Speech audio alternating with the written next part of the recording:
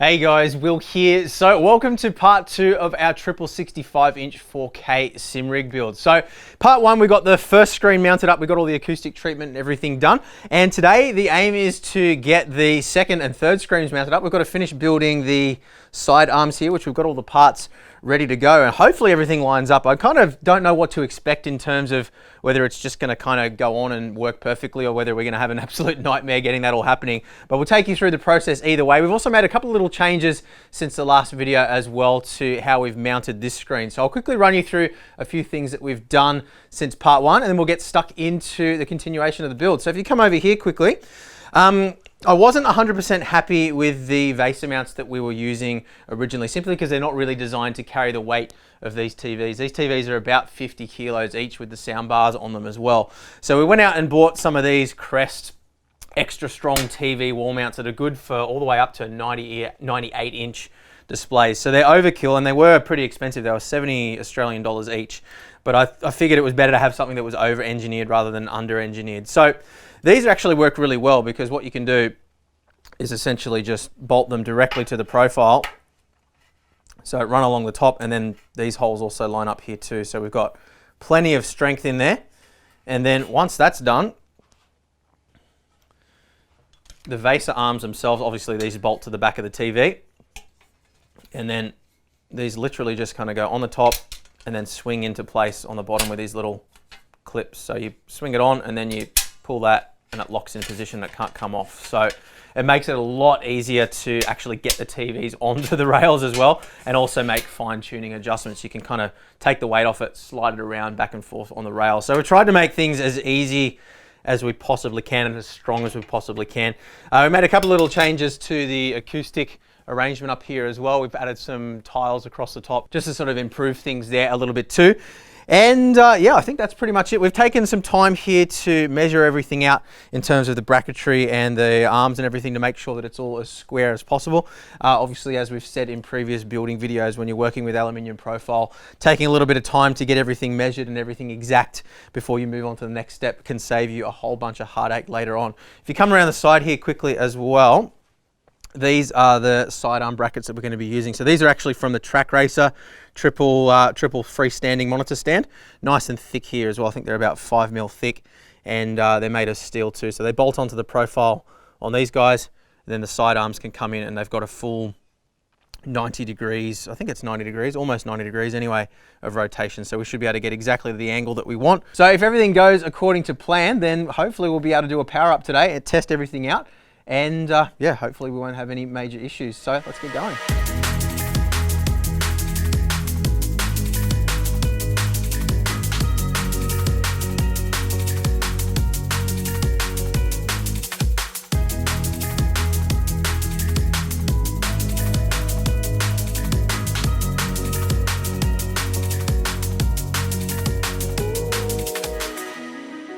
Okay, so far so good, and I feel like I could be eating my own words in about 20 minutes when we say that, but everything seems to line up absolutely perfectly within sort of half a millimeter, in fact. So come in a little bit closer again, we'll show you what we've done here. We've got these VESA mounts that we were showing you earlier that are all mounted up. Now we've pushed these up towards the outside edge because obviously the center of the TV is going to be further up this way. We've got the SimLabs braces that we had already in place on these as well, and we've done a couple of measurements just to sort of make sure that everything is completely square. So we've measured the distance from the ground up to the bottom of the cross member here on both sides to make sure that we're flat this way, because the spirit level, even though it does show up as being completely level, if you come in and have a look, it's not always. I mean, you could be a couple of millimeters out in either direction and it wouldn't necessarily tell you, and we want it to be as exact as is humanly possible, at least with the tools that we have available to us. So we've done that measurement. We've also made sure that our legs are square as well. So that guy there should be flat. And then we've also measured the distance from the top and then replicated that across on the other side. So basically what we've done, again, is replicate everything that we've done on this side exactly to the half a millimeter on that side to make sure that we're all lined up. Now, in terms of angles as well, look, there's going to be a little bit of trial and error here, and I'm hoping that we can kind of get it right the first time, because obviously to change it, we're going to have to take the screens off again every single time. But what I've done is I've set it up to be about a sort of 45, 50 degree angle. I haven't measured the actual angle exactly. All I've done is make sure the angle is exactly the same on both sides. But we want to have the distance from the center of the screen to our eyes when we're sitting in the rig to be pretty much the same between the front and the sides. And this is sort of the angle that appears to be about right for that. We also want to have an 180 degree field of view as well. So the distance to the back of the screens when they're mounted should be in line. Now, to make sure that we've got our angles exactly the same on both sides, again, what I've done is use this little tool that you've seen in other videos. So if we put it on square here, it lines up exactly with the edge of the screen. And then if we go and look at the other side, as you guessed, exactly the same. So you can see within, you know, a tenth of a millimeter, probably that is exact. And the measurements, of course, from the cross member to the ground are exactly the same on both sides too. So we know that we're completely level. So I think it's the moment of truth now. I think it's time to bring the giant TV boxes in and get these guys mounted and see what happens. Honestly, I don't know what to expect here. I don't know whether we've not thought of something or we've made a mistake somewhere, but we'll find out in just a moment.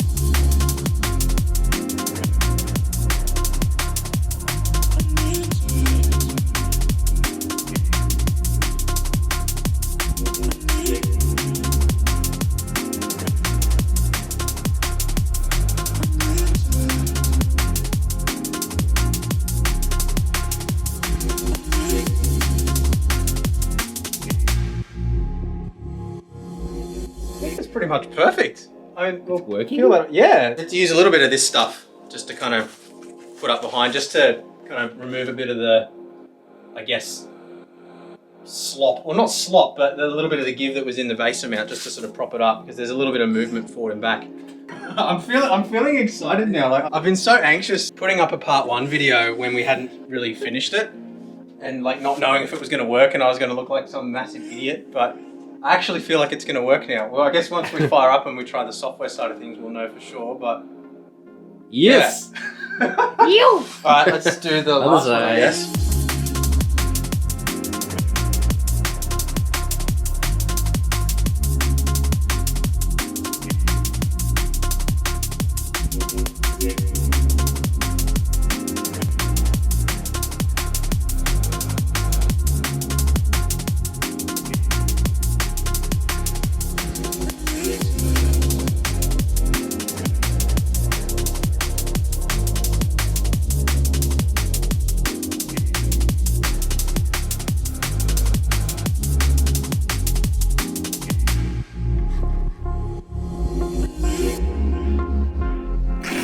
That's ridiculous. The screens are a touch high right now, but yeah, once we raise that up a little bit, that's going to be absolutely nuts. And I feel like the angle's about right. Maybe they could go in a little bit more towards me, but I think maybe we'll get it up and running and then make those kinds of adjustments. You sit in, have a look. Please.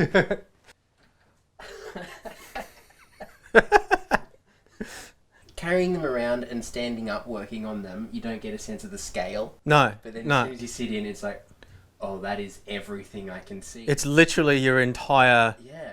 Like, other than just this little area down here.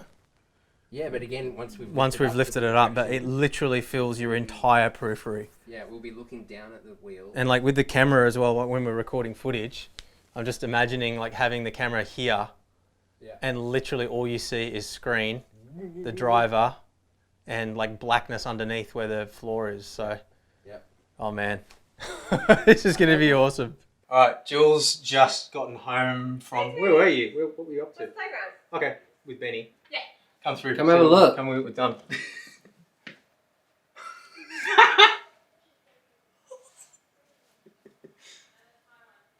I've never seen it so clean, but... Have a sit. Fancy. Holy crap. I'm going to get so sick driving this thing. I'll be like... So big. That's what she said. Wow. High five. But it fits. It works. Cool. Well done, boys. Keep going. You. All right, so we'll power up this screen quickly, make sure that it's working as well. We know the other two are fine. And then we'll get it, well, I think we'll bring the PC in, start to get a few things just sort of basically connected, make sure that it's all gonna work, get NVIDIA Surround all fired up as well, get the measurements all in. And yeah, see what happens.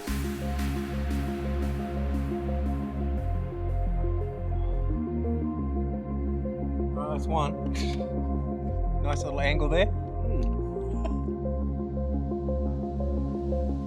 All right, so it's time to fire all this up and see what's going to happen. I'm actually feeling genuinely anxious about all this. It's been so much planning, and I've been wanting to do this for such a long time. I feel like there's a lot of weight riding on this. So what we've done is we've just got the PC hooked up over here.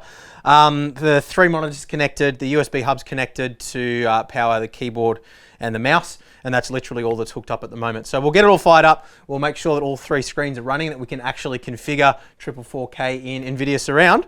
So power button. Oh, no, it always does that. Don't worry. That's normal. It's memory training. It should, yeah, we go. It switched back on. Maybe a heart stop for a second there.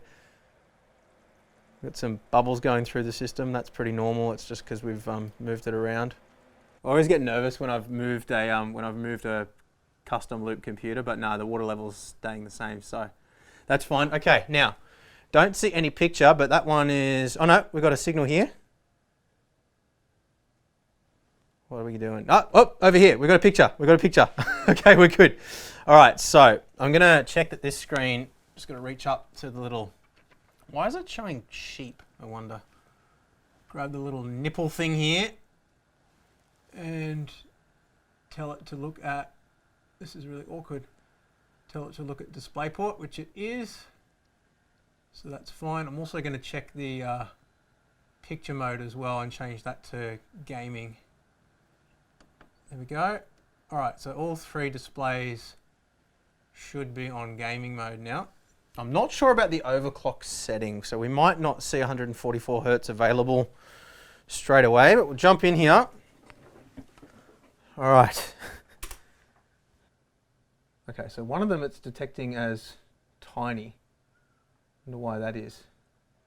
All right, so it just randomly started working. I tried experimenting with connecting via HDMI for one of the monitors, and then I disconnected it again. It still was showing up small like we saw before, and then when I opened up NVIDIA Surround, suddenly magically everything started working. So I'm going to configure it quickly now while it is working and hope that it just kind of stays that way. So we don't have the monitors in an overclock mode at the moment, so the maximum resolution we can see here is 11520 by 2160. That is an insane resolution. And then we've got a refresh rate of 120 Hertz. So let's get these arranged in the right order. So 1 is over there, 3 is in the middle, and 2 is on the right. And we'll get our bezel correction happening as well. So we'll figure out the right number to make that work. So for those who aren't familiar with NVIDIA Surround, what this is doing is it's showing us a roadway. And basically what we want to do is have them so they match up perfectly on the screen. Now it's a matter of perspective, so depending on where you look at it will change, and it might look wrong for you on camera, but it looks perfect for me. And you can see if we change that number to, hang on, put it back over on this side again. If we change it to 0, you can see now there's no offset for the bezel correction. So now the roadway looks like it's sort of split in 2. If we change it back to 40 again, 40 millimeters of bezel correction, you can see it now looks correct. So we go enable surround. And if all goes according to plan, we haven't tripped any circuit breakers yet either, which is a good indication. So we now have, and surround always wigs out at this point, so this is normal behavior for any configuration. We close this off.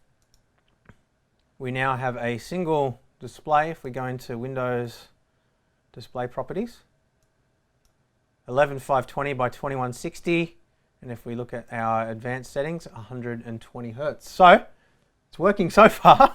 I guess the next thing to do is to open up iRacing. So we'll bring up the UI here. Now we're going to have to do a whole bunch of measurements and calculations and stuff to get the field of view exactly right. So I'm just going to do a really rough, basically getting up on the screen, throwing in some random measurements that I think are about, well, not random, but something that I think is about right, just so you get a sense of what this is going to look like once it's finished. And then in the next video, so for part 3, we'll do all the measurements properly. I'll show you how we calculate it all, and we'll go for a first drive. I'll give Tom a first drive as well so he can share his impressions. But yeah, for now, I just want to get this up on the screen so you guys can see something, because after sitting through all of that setup, I don't want to sort of end the video on a black screen. I think that would be a little bit mean. So because we don't have any controls or anything connected at the moment, we're going to load a replay so we don't have problems with getting into the car. So we're going to launch, I think we'll do a skip barber because open wheeler is probably going to be a little less critical with having crazy adjustments for field of view and things like that. It should give us a good sense of how things look without having to put in those numbers and everything. So we'll get this loaded up. This is just a replay from one of my races at Simucube in the Skippy. I don't know what to expect here. Loading renderer, connected. Okay, it looks like everything's working. It's not throwing horrible errors or anything, so fingers crossed. Oh, I can hear the graphics card coil whine kicking in, so it's doing something. Here it comes. Come on, come on, come on, come on, work.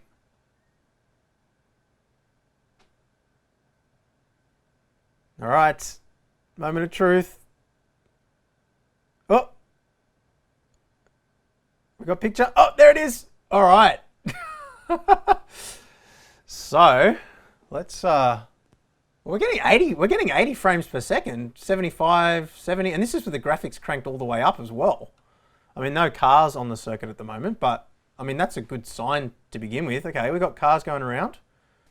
Everything's running fine. I mean, I didn't know whether we'd get like 3 frames per second or what we'd see. But anyway, cockpit. Okay, so we're way back in the car. But that is nuts. All right, let's move the camera. That's crazy.